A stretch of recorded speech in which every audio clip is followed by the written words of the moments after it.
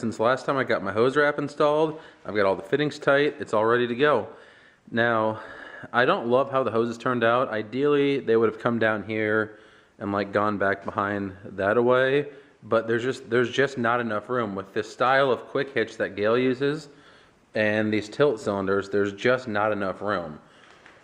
So we had to come up across the front and tee off and then over to the other side, and I made this mount right here, which will hold my 2 lines that will run back to the quick connectors. It looks dumber standing outside of it than when you're in it operating it. It really doesn't look too bad from the inside.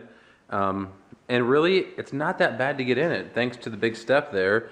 You go step on the fork, step here, and you can step right under the lines and right up over top. It's really not that bad at all.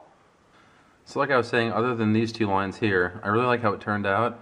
I wish they weren't, you know, up in your face, but really, you don't see them. You can look right past them, just like a dirty windshield.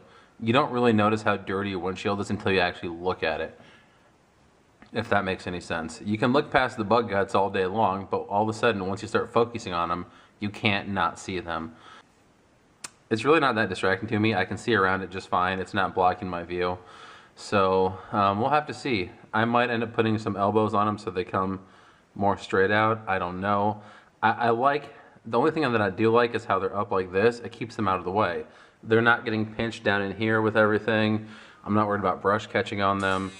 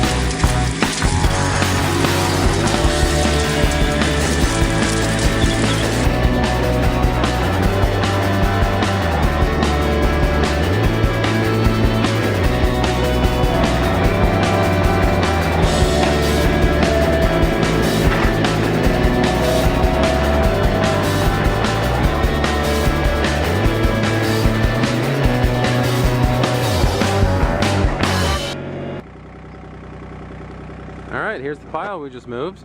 I'm quite happy with it. Definitely meets my expectations, and definitely easier than moving it by hand, that's for sure. I don't think the camera quite does this justice. Here, we'll go down and look at this log here. You can see right here where this has been cut off. That's about 5 or 6 inches in diameter. Just to give you some perspective on how big this pile actually is. It doesn't look that big just sitting here, but it's a pretty good sized pile.